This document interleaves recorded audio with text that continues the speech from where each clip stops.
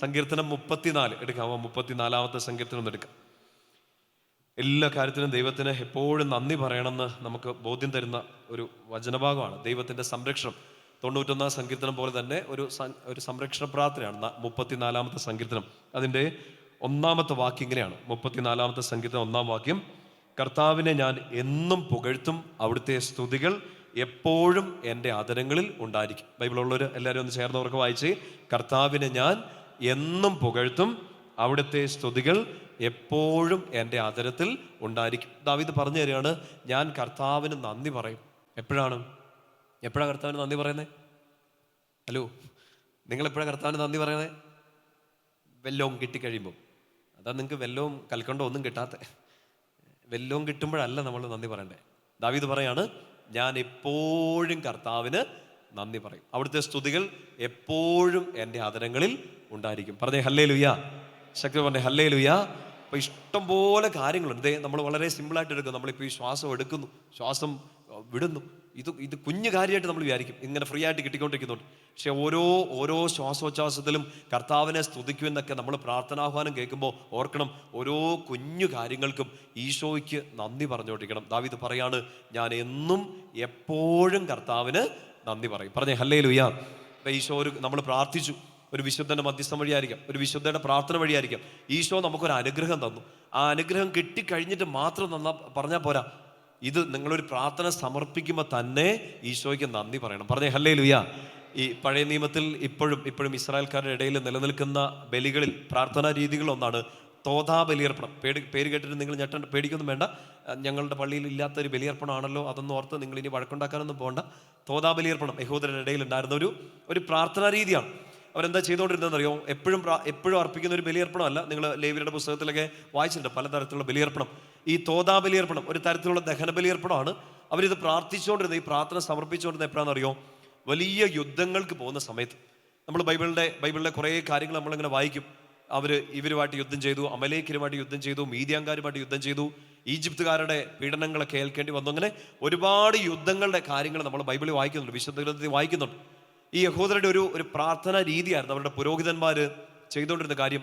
ഇസ്രായേൽക്കാർ ഒരു യുദ്ധത്തിന് ഇറങ്ങുന്ന സമയത്ത് ആദ്യത്തെ വാള് വീശുന്നതിന് മുമ്പ്, ആദ്യത്തെ പെരുമ്പറ മുഴങ്ങുന്നതിന് മുമ്പ്, യുദ്ധം ശരിക്കും ആരംഭിക്കുന്നതിന് മുമ്പ് തന്നെ അവരൊരു ബലിയർപ്പണം നടത്തുകയാണ്. പറഞ്ഞേ ഹല്ലേലൂയ. ഈ യുദ്ധം ജയിക്കണമേ എന്നുള്ള നിയോഗമല്ല, ഈ യുദ്ധത്തിൽ ഞങ്ങൾക്ക് വിജയം തരണമേ എന്നുള്ള പ്രാർത്ഥനയല്ല. ശ്രദ്ധിച്ചു കേട്ടെ, ആ ബലിയർപ്പണത്തിന്റെ പ്രത്യേകത ഇതായിരുന്നു: ദൈവമേ, ഞങ്ങൾ അങ്ങയുടെ സ്വന്തം ജനമാണ്, അങ്ങയുടെ ശക്തിയിൽ ആശ്രയിച്ചുകൊണ്ട് ഞങ്ങളുടെ ശത്രുക്കളെ നേരിടാൻ വേണ്ടി ഞങ്ങൾ പുറത്തേക്ക് ഇറങ്ങുകയാണ്. ഈ യുദ്ധത്തിൽ ഞങ്ങൾക്ക് വിജയം തരണമേ എന്ന് പറഞ്ഞ് പ്രാർത്ഥിക്കുകയല്ല, പകരം ആദ്യത്തെ കാല് വെക്കണതിന് മുമ്പ് അവരിങ്ങനെ പ്രാർത്ഥിക്കുകയാണ്: ഈ യുദ്ധത്തിൽ ഞങ്ങൾക്ക് വിജയം തന്നതിന് ഞങ്ങൾ അങ്ങേക്ക് നന്ദി പറയുന്നു. പറഞ്ഞേ ഹല്ലേലൂയ. എന്താണ് ബലിയർപ്പണത്തിന്റെ പേരെന്താ? തോതാ ബലിയർപ്പണം. എല്ലാവരും ഉറക്കെ പറഞ്ഞേ, തോതാ ബലിയർപ്പണം. TODAH ഇംഗ്ലീഷിൽ അങ്ങനെ എഴുതും. നിങ്ങൾ തോതാന്നോ വേറെ ഒന്നും പറയണ്ട, തോതാ ബലിയർപ്പണം തന്നെ പറയണം. ആ പ്രാർത്ഥനയുടെ പ്രത്യേകത എന്താണ്? കിട്ടിക്കഴിഞ്ഞിട്ട് നന്ദി പറയുകയല്ല, ഒരു പ്രാർത്ഥന സമർപ്പിക്കുമ്പോൾ, ഒരു കാര്യം നമ്മുടെ മുമ്പിൽ വരുമ്പോൾ തന്നെ ഈശോയെ അങ്ങെനിക്കിത് തന്നു കഴിഞ്ഞു എന്ന ബോധ്യത്തിൽ നന്ദി പറയുക. പറഞ്ഞേ ഹല്ലേലൂയ. പരീക്ഷ തുടങ്ങുന്ന സമയത്തല്ല, കുഞ്ഞുമക്കളൊക്കെ ഇത് കേട്ടോണേ. പരീക്ഷ തുടങ്ങുന്ന സമയത്ത് പിന്നെ ഈശോയെ പരീക്ഷ ജയിപ്പിക്കണമെന്നല്ല. ഇനി പരീക്ഷയ്ക്ക് നല്ല റിസൾട്ട് കിട്ടിക്കഴിയുമ്പോൾ ഈശോയെ നന്ദി എന്നല്ല, പരീക്ഷയ്ക്ക് പോകുന്നതിന് മുമ്പ് തന്നെ പ്രാർത്ഥിച്ചേക്കണം: ഈ പരീക്ഷയിൽ എനിക്ക് വിജയം തന്ന എൻ്റെ ഈശോയ്ക്ക് നന്ദി. പറഞ്ഞേ ഹല്ലേലൂയ. പേന എടുത്ത് പേപ്പറിലേക്ക് വെക്കുന്നതിന് മുമ്പ് ഈശോയെ എല്ലാം ഓർമ്മിപ്പിച്ച് തരണേ, പിന്നെ അത് മാത്രമേ പരീക്ഷയുടെ സമയത്ത് ഓർക്കുള്ളൂ. ഓർമ്മിപ്പിച്ച് തരണേ, അത് മാത്രമേ ഓർക്കുള്ളൂ. അവസാനം പേപ്പറിൽ അത് തന്നെ എഴുതി വെക്കും. അങ്ങനെ വെച്ച് പരീക്ഷയിൽ പരാജയപ്പെടാനല്ല, നിങ്ങൾക്ക് വലിയ വിജയം കർത്താവ് തരും. ഈ കിട്ടുന്നതിന് മുമ്പ് തന്നെ നന്ദി പറയുക. നിങ്ങളുടെ വീട് പണി ആരംഭിക്കുന്ന സമയത്ത് എല്ലാവർക്കും ലഡു, ജിലേബി എല്ലാം മേടിച്ചു കൊടുക്കുന്ന സമയത്ത്, വീട് പണി പൂർത്തിയാക്കി കഴിഞ്ഞ് കുറേ പേർക്ക് ബിരിയാണി മേടിച്ചു കൊടുത്ത് അല്ല കർത്താവിന് നന്ദി പറയേണ്ടത്. ഈ വീട് പണിയുടെ പ്ലാന് നിങ്ങൾ ആരംഭിക്കുമ്പോൾ തന്നെ ഈശോയെ, ഈ പണി പൂർത്തിയാക്കിയതിന് ഞാൻ നിനക്ക് നന്ദി പറയുന്നു. പറഞ്ഞേ ഹല്ലേലൂയ. എല്ലാം പിടികിട്ടുന്നുണ്ടോ? അത് വലിയൊരു വിശ്വാസമാണ്. കിട്ടിക്കഴിഞ്ഞ് നമുക്ക് നന്ദി പറയാൻ വേണ്ടി വലിയ വിശ്വാസമൊന്നും വേണ്ട. പക്ഷെ കിട്ടുന്നതിന് മുമ്പ്, കൺമുമ്പിൽ അത്ഭുതം സംഭവിക്കുന്നതിന് മുമ്പ്, ഈശോ എനിക്കിത് ചെയ്ത് തന്നു കഴിഞ്ഞു എന്നുള്ള ഒരു അസാമാന്യമായ വലിയൊരു വിശ്വാസത്തിൽ കർത്താവിന് നന്ദി പറഞ്ഞു തുടങ്ങണം. പറഞ്ഞേ ഹല്ലേലൂയ. ശക്തി പറഞ്ഞേ ഹല്ലേലൂയ. അപ്പം അതാണ് അവർ ചെയ്തുകൊണ്ടിരുന്ന ബലിയർപ്പണത്തിൻ്റെ പ്രത്യേകത. അപ്പം ആ ഒരു കാര്യം തന്നെയാണ് ദാവീദ് നമ്മളോട് ഈ വചനത്തിലൂടെ പറഞ്ഞു തരുന്നത്. ഞാൻ എന്നും എപ്പോഴും എൻ്റെ കർത്താവിന് നന്ദി പറയും. രണ്ട് കരങ്ങൾ ഉയർത്തി പറഞ്ഞേ ഹല്ലേലൂയ. ശക്തിയോട് പറഞ്ഞേ ഹല്ലേലൂയ. എന്താ വെച്ചാൽ ഈശോയുടെ അടുത്ത് പോയി നന്ദി പറഞ്ഞുകൊണ്ടിരിക്കുന്നത്, ശരി പറയുന്ന ഈ കൺവെൻഷൻ്റെ ദിവസങ്ങളിൽ പറഞ്ഞുകൊണ്ടിരിക്കുന്നതെല്ലാം കർത്താവിനെ മഹത്വപ്പെടുത്തുക എന്നുള്ള ഒരൊറ്റ കാര്യത്തിലാണ്. ദൈവത്തെ മഹത്വപ്പെടുത്തിക്കൊണ്ടിരിക്കുക. ചിലപ്പോൾ ഇത് കേട്ടുകൊണ്ടിരിക്കുമ്പോൾ ചിലപ്പോൾ കുറച്ച് പേർക്ക് അസ്വസ്ഥത തോന്നും. എൻ്റെ ജീവിതത്തിൽ സങ്കടങ്ങൾ മാത്രമേ ഉള്ളൂ, വിഷമങ്ങൾ മാത്രമേ ഉള്ളൂ, നന്ദി പറയാൻ വേണ്ടിയിട്ട് വലിയ കാര്യങ്ങളൊന്നും സംഭവിച്ചിട്ടില്ല, ഞാൻ പ്രാർത്ഥിച്ച ചില ചോദ്യങ്ങൾക്ക് ഈശോ ഉത്തരം തന്നിട്ടില്ല, ഞാൻ ഇനി എങ്ങനെയാണ് ദൈവത്തിന് മഹത്വപ്പെടുത്തേണ്ടത്? ഈശോ ഇത് തന്നിട്ടില്ല, പക്ഷേ തന്നു കഴിഞ്ഞു എന്ന ബോധ്യത്തിൽ അസാമാന്യമായൊരു വിശ്വാസത്തോടെ കർത്താവിന് എപ്പോഴും നിങ്ങൾ നന്ദി പറഞ്ഞുകൊണ്ടിരിക്കണം, എപ്പോഴും കർത്താവിനെ മഹത്വപ്പെടുത്തണം. ഇന്ന് ശരിക്കും നിങ്ങൾ പ്രാർത്ഥിക്കേണ്ടതാണ്, ഈശോയെ എൻ്റെ കൺമുമ്പിൽ ഒത്തിരി കാര്യങ്ങൾ ചെയ്യാനുണ്ട്, ഒരുപാട് കാര്യങ്ങൾ ചെയ്ത് പൂർത്തിയാക്കാനുണ്ട്, ഒരുപാട് സ്വപ്നങ്ങൾ എൻ്റെ മുമ്പിലുണ്ട്, ഇതൊക്കെ തരണേ, ഇതൊക്കെ സാധിച്ചു കിട്ടണേ എന്നല്ല, ഇതൊക്കെ സാധിച്ച് തന്നതിന് ഈശോയ്ക്ക് ഇന്ന് രാത്രി നന്ദി പറയുക. പറഞ്ഞേ ഹല്ലേലൂയ. ശക്തി പറഞ്ഞേ ഹല്ലേലൂയ. പ്രിയപ്പെട്ട സഹോദരങ്ങൾ, അങ്ങനെ എല്ലാ സമയത്തും, ഒരാവശ്യത്തിൻ്റെ സമയത്ത് മാത്രം എല്ലാ സമയവും ഈശോയുടെ അടുത്ത് നിൽക്കുന്ന ആളെ ഈശോ വലിയ സംരക്ഷണം നൽകി അനുഗ്രഹിക്കും. അതാണ് ഈ 34-ാമത്തെ സങ്കീർത്തനം പറയുക, സിംഹക്കുട്ടികൾ ഇരകിട്ടാതെ വലഞ്ഞേക്കാം, എന്നാൽ കർത്താവിനെ അന്വേഷിക്കുന്നവന് ഒന്നിനും കുറവുണ്ടാവുകയില്ല. അറിയാവുന്ന വചനമല്ലേ അത്? സിംഹക്കുട്ടികൾ ഇരകിട്ടാതെ വിശന്ന് വലഞ്ഞേക്കാം, എന്നാൽ കർത്താവിനെ അന്വേഷിക്കുന്നവന് ഒന്നിനും കുറവുണ്ടാവില്ല. എപ്പോഴാണ് അന്വേഷിക്കണ്ടേ? എപ്പോഴാണ് അന്വേഷിക്കണ്ടേ? എന്തെങ്കിലുമൊക്കെ ഒരു ആവശ്യം വരും അല്ലേ? എന്തെങ്കിലും ഒരു ആവശ്യം വരുമ്പോഴല്ല. ഇന്ന് ഈ കൺവെൻഷൻ, ഈ വചനം കേൾക്കുന്ന നിങ്ങളെല്ലാവരും ഒറ്റ കാര്യം വലിയൊരു അനുഗ്രഹത്തോടെ തീരുമാനിക്കണം, ഞാൻ എനിക്കൊരു ആവശ്യം വരുമ്പോഴല്ല, എന്നും എപ്പോഴും ഞാൻ എൻ്റെ കർത്താവിനെ അന്വേഷിക്കും. പറഞ്ഞേ ഹല്ലേലൂയ. ശക്തിയോടെ പറഞ്ഞേ ഹല്ലേലൂയ. അന്വേഷിക്കുമോ? കർത്താവിനെ ഓർക്കണം. നമ്മൾ പഴയ നിയമത്തിൽ കാണുന്ന ഒരു വലിയൊരു സംഭവമാണ്. നിങ്ങൾ ഈ ഒരു വചനഭാഗം ശ്രദ്ധിച്ചിട്ടുണ്ടാകും. ദാനിയേലിനെ പിടിച്ച് സിംഹക്കുഴിയിൽ ഇടുന്ന സമയത്ത് ദാനിയേലിനെതിരെ പല ആരോപണങ്ങൾ വന്നു. ദാനിയേലിനെ എങ്ങനെയെങ്കിലും കൊടുക്കണമെന്നൊക്കെ ആഗ്രഹിച്ച് കുറേ ശത്രുക്കൾ ആ ദേശത്തുണ്ട്. രാജാവിൻ്റെ അടുത്ത് പോയി പരാതിപ്പെടാനൊക്കെ പോകുന്നു. വചനം ഇങ്ങനെ പറയുക, ദാനിയേലിൽ ഒരു കുറ്റവും കണ്ടില്ല. അവൻ്റെ മേൽ കുറ്റം ആരോപിക്കാൻ വേണ്ടി ഒരു കുറവും അവനിൽ കണ്ടില്ല. പക്ഷെ അവർക്ക് ഒരു ഉറപ്പായിരുന്നു, ശത്രുക്കൾക്ക് ഉറപ്പായിരുന്നു, ഇവൻ ദൈവാരാധനയിൽ വെള്ളം ചേർക്കത്തില്ല, ദൈവത്തെ ആരാധിക്കുന്നതിൽ അവൻ ഒരു കോംപ്രമൈസും വെക്കത്തില്ലെന്ന് ദാനിയേലിനെ കുറിച്ച് ശത്രുക്കൾക്ക് പോലും അറിയാറ്. അതുകൊണ്ട് അവരെന്നാ ചെയ്തു, രാജാവിനെ അങ്ങനെ പറ്റിച്ച് രാജാവിനെ കൊണ്ടൊരു കത്തിൽ ഒപ്പിടിപ്പിക്കുക. അതായത് രാജാവിനെ അല്ലാതെ, രാജാവ് ഉണ്ടാക്കുന്ന പ്രതിമയല്ലാതെ മറ്റൊന്നിനെ ആരാധിക്കരുത്. അപ്പോൾ അവർക്ക് ഉറപ്പായിരുന്നു ദാനിയേൽ കുടുങ്ങും. കാരണം ദാനിയേൽ ഒരു പ്രതിമേനെ ആരാധിക്കാൻ പോകില്ല, ഒരു വ്യക്തിയെ ആരാധിക്കില്ല, കർത്താവിനെ മാത്രമേ ആരാധിക്കുള്ളൂ. ദാനിയേൽ കുടുങ്ങി. ദാനിയേലിനെ പിടിച്ച് സിംഹക്കുഴിയിൽ ഇടാൻ വേണ്ടിയിട്ടൊരു തീരുമാനമാണ്. ദാനിയേൽ എന്നാ ചെയ്തതെന്നറിയോ? താൻ പെട്ടുപോയി, തൻ്റെ ജീവൻ അപകടത്തിലാണെന്ന് അറിഞ്ഞ സമയത്ത് ദാനിയേലിന്റെ പുസ്തകം 6-ാമത്തെ അധ്യായത്തിൽ നമ്മൾ വായിക്കുന്നുണ്ട്, ദാനിയേലിന് വേണമെങ്കിൽ രാജാവിനെ പോയി കാണാം.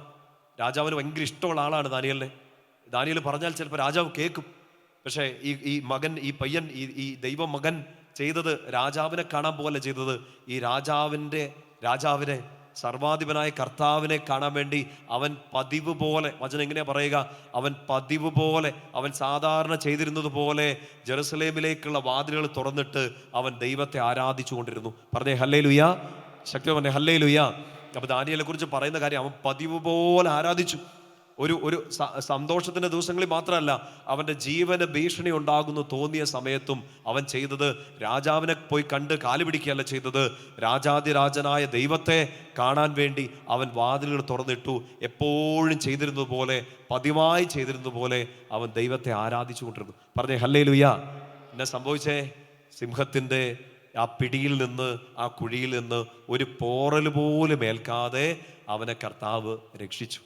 നിങ്ങൾ ഇങ്ങനത്തെ കാര്യങ്ങളൊക്കെ ബൈബിളിൽ വായിക്കുമ്പോൾ നിങ്ങൾക്ക് വിശ്വാസമൊക്കെ വരുന്നുണ്ടോ? കുഞ്ഞു വിശ്വാസമെങ്കിലും ഉണ്ടോ? വചനം ഇങ്ങനെ പറയുക, ദൈവത്തിൽ ആശ്രയിച്ചിരുന്നത് കൊണ്ട് ഒരു പോറൽ പോലും അവൻ ഏൽക്കേണ്ടി വന്നില്ല. പ്രശ്നം വന്നപ്പോൾ സിംഹത്തിൻ്റെ വായ അടയ്ക്കണേന്ന് പ്രാർത്ഥിക്കുകയല്ല ചെയ്തത്, രാജാവിൻ്റെ കുബുദ്ധിയെ പരാജയപ്പെടുത്തണേന്ന് പ്രാർത്ഥിക്കുകയല്ല ചെയ്തത്. ദാനിയേലിന് ഉറപ്പായിരുന്നു, ദാനിയേൽ പ്രാർത്ഥിച്ചാൽ, ദാനിയേൽ നന്ദി പറഞ്ഞാൽ ദാനിയേലിനെ കർത്താവ് കൈവിടില്ല. രണ്ട് കരങ്ങൾ ഉയർത്തി പറഞ്ഞേ ഹല്ലേലൂയ. ഈശോയുടെ പ്രിയപ്പെട്ട മക്കൾ, ഇത് ഹൃദയത്തോടെ ഏറ്റെടുത്തേ. നിങ്ങൾ പ്രാർത്ഥിക്കുന്ന കാര്യങ്ങളെല്ലാം സാധിച്ചു കിട്ടുമോയെന്ന് ഞാൻ ഉറപ്പ് പറയുന്നില്ല. ആരും എഴുന്നേറ്റ് പോലെ.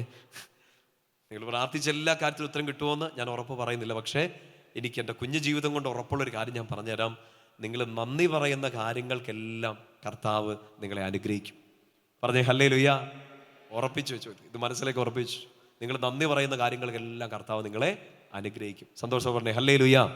ഇങ്ങനെ ഈ കുഴിയിലൊക്കെ പെട്ട് കിടക്കുമ്പോൾ, ഇപ്പം ഈ വചനം കേൾക്കുമ്പോൾ എന്തെങ്കിലുമൊക്കെ ഒരു സങ്കടത്തിലോ വേദനയിലൊക്കെ ആണെങ്കിൽ ഞാൻ നിങ്ങളോട് പറയട്ടെ, ഏറ്റവും നല്ല ഓപ്ഷൻ ആരിലേക്ക് നോക്കുക എന്നുള്ളതാണ്.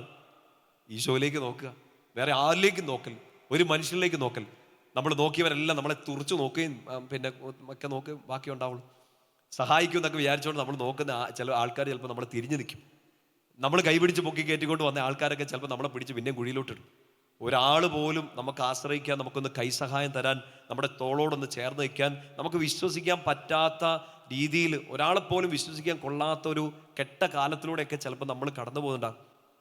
ഈശോയിലേക്ക് മാത്രം നോക്കുക. പ്രത്യേകിച്ച് നിങ്ങളുടെ ജീവിത സാഹചര്യം ഒരു വലിയ ഇരുട്ടിലാണ് ഇപ്പോഴെങ്കിൽ, ഇന്നിപ്പോൾ വചനം കേൾക്കാൻ വേണ്ടി പോലും പറ്റാത്ത സാഹചര്യത്തിൽ, അത്ര സങ്കടം കൊണ്ട് ചങ്കുപൊട്ടുന്ന ഒരു സമയത്താണെങ്കിൽ ഏറ്റവും നല്ല ഓപ്ഷൻ ഉറക്കെ പറ, ആരിലേക്ക് നോക്കുക? ഈശോയിലേക്ക് നോക്കുക. സിംഹത്തെ നോക്കരുത്, ഈ കുഴിയിലേക്ക് പിടിച്ചിട്ട രാജാവിനെ നോക്കരുത്, ചതിച്ച ആ മനുഷ്യരെ നോക്കരുത്.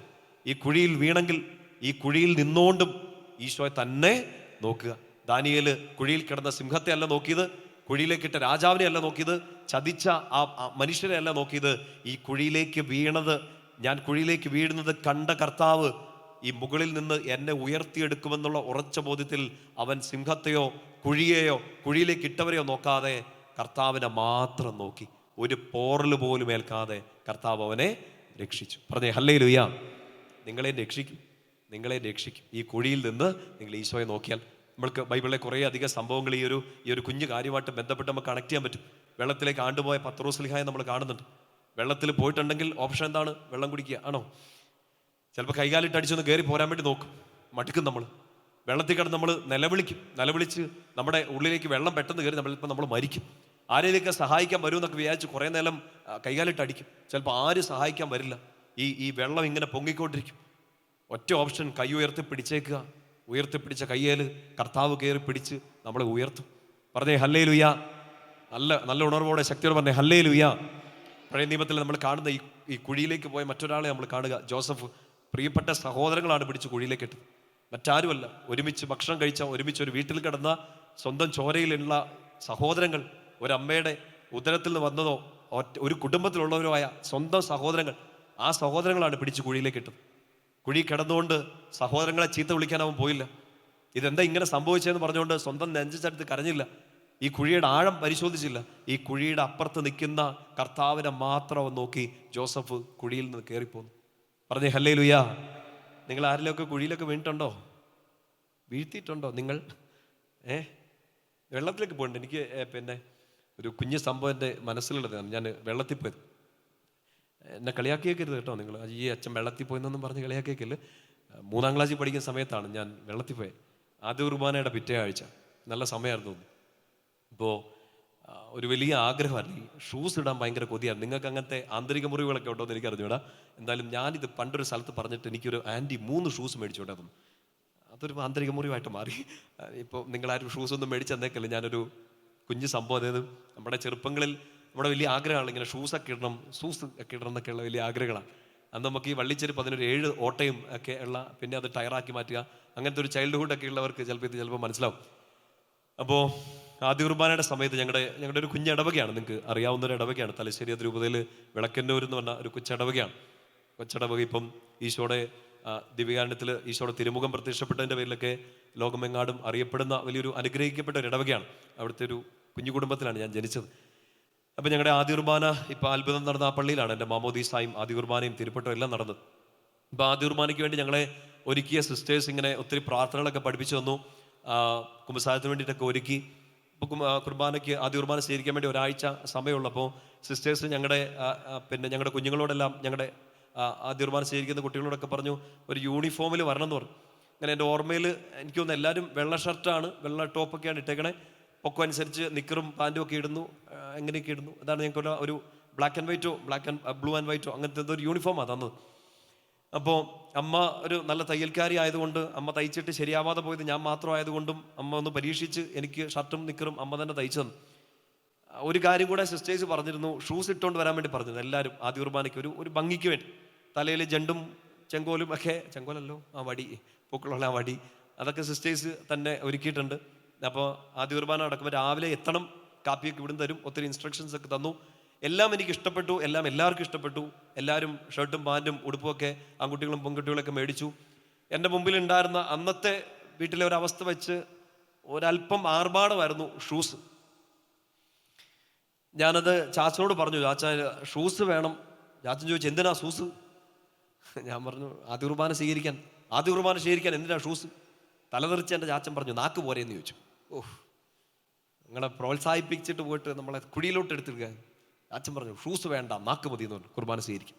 ഞാൻ പറഞ്ഞതല്ല ചാച്ച, അങ്ങനെയല്ല, എല്ലാവരോടും ഇട്ടുകൊണ്ട് വരാൻ വേണ്ടി സിസ്റ്റർമാർ പറഞ്ഞു. നിങ്ങളെപ്പോലെ ഒരു അപ്പനായിരുന്നു എനിക്കും. അതുകൊണ്ട് ചാച്ചൻ പറഞ്ഞു, എന്നാ കന്യാസ്ത്രീകളോട് പറ ഷൂസ് ഉണ്ടാക്കി തരാൻ. അല്ലേ, വീട്ടിലൊരവസ്ഥയൊക്കെ വെച്ചിട്ട് ചിലപ്പോൾ അപ്പം പിന്നെ എന്നെ പറയണം, സിസ്റ്റർമാരോട് പറയാൻ പറയുന്നത് ഷൂസ് ഉണ്ടാക്കി. അവർ പൂച്ചണ്ടൊക്കെ ഉണ്ടാക്കി തരുന്നത്, ഷൂസ് എല്ലാവർക്കും മേടിച്ചു കൊടുക്കാൻ സിസ്റ്റേഴ്സിനെ കൊണ്ട് പറ്റില്ല. അപ്പം ചാച്ചനോട് പറഞ്ഞിട്ട് ഇനി നിൽക്കത്തില്ലെന്ന് മനസ്സിലായി. സിംഹത്തിൻ്റെ മടയിൽ നിന്ന് പതുക്കെ അമ്മയുടെ മടിയിലേക്ക് ഉരുണ്ടു. അമ്മയോട് ഞാൻ പോയി പറഞ്ഞു, അമ്മേ ഷൂസ് വേണം. ചാച്ചനോട് പറയുന്ന ടോണിലല്ലല്ലോ നമ്മൾ അമ്മയോട് പറയണം. അമ്മയുടെ കയ്യെ പിടിച്ച് ഞുള്ളി പറിച്ച്, ഷൂസ് ഇല്ലേ ഞാൻ പള്ളി പോകത്തില്ലെന്ന്. അമ്മ അതിൽ വീണു. ആത്മീയത പറഞ്ഞാൽ അമ്മമാർ വീഴുമല്ലോ. ഷൂസ് ഇല്ലെങ്കിൽ പള്ളി പോകത്തില്ലെന്ന് പറഞ്ഞാൽ, അയ്യോ എൻ്റെ കൊച്ചു പള്ളി പോകണല്ലോ എന്ന് പറഞ്ഞ് അമ്മ കഷ്ടപ്പെട്ട് എൻ്റെ ടൗണിലേക്ക് കൊണ്ടുപോയി. ടൗണല്ല, ഇപ്പോൾ അതൊരു ടൗണാണ്. അന്ന് ഒരു കടയിലോട്ട് കൊണ്ടുപോയി. ഒരു അമ്മയും മോനും വരുന്നത് കണ്ടിട്ട് കടയിൽ നിൽക്കുന്ന ചേട്ടൻ ഭയങ്കര സന്തോഷം. ഒന്നുകിൽ അമ്മയുടെ പോക്കറ്റ്, ഇല്ലെങ്കിൽ ചേട്ടൻ്റെ കട ഏതിലൊക്കെ കാലിയാവുമല്ലോ. അപ്പോൾ ഷൂസ് ഇങ്ങനെ കാണിച്ചു. ഞാൻ പറഞ്ഞു, ചേട്ടാ ഈ ആദ്യ കുർബാനയ്ക്കുള്ള ഷൂസ്. അപ്പോൾ ഈ ചേട്ടൻ ഇങ്ങനെ ചൂണ്ടിക്കാണിച്ചു, ദേ ഇതിനകത്ത് ഏത് വേണേലും എടുത്തു.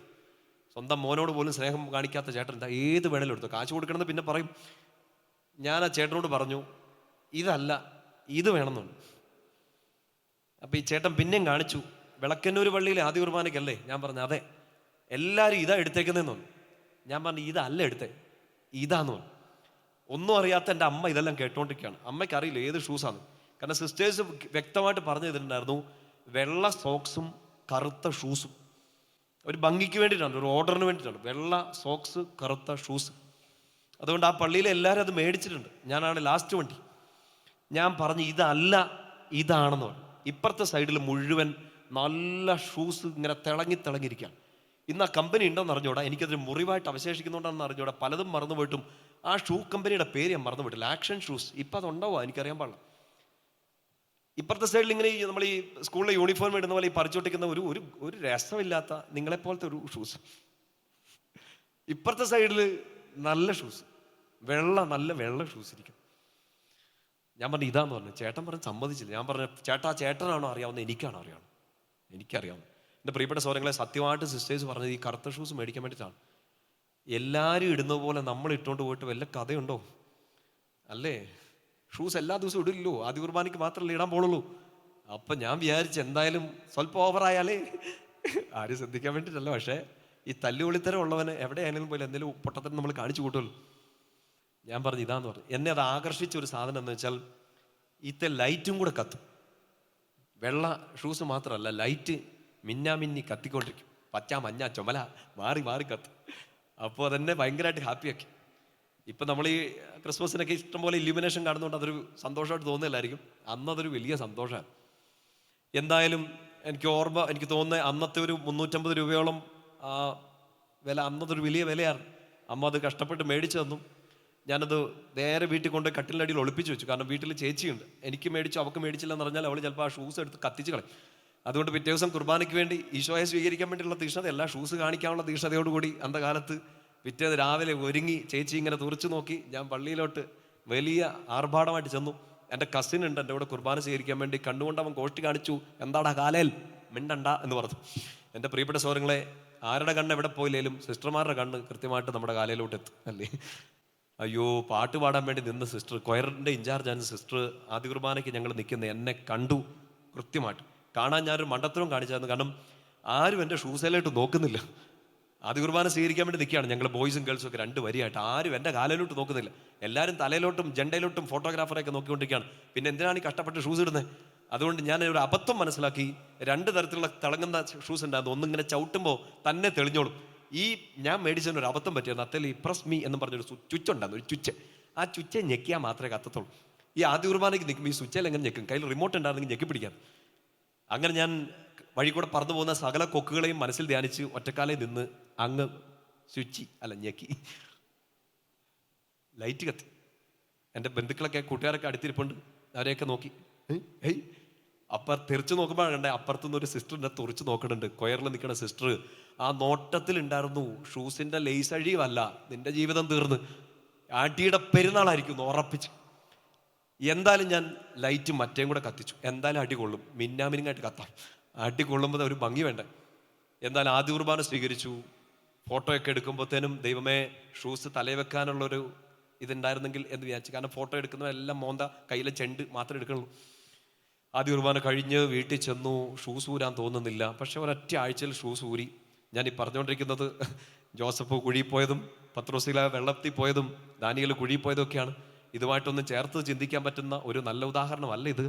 എന്നാലും എൻ്റെ അനുഭവത്തിലുള്ള സാക്ഷി ഇതൊക്കെയാണ്. അപ്പോൾ അടുത്ത ഞായറാഴ്ച, പിറ്റേ ദിവസം ഞായറാഴ്ച വിശുദ്ധ കുർബാനയ്ക്ക് പോവാണ്. ആദ്യ കുർബാന അന്നൊരു സാറ്റർഡേ ആയിരുന്നു.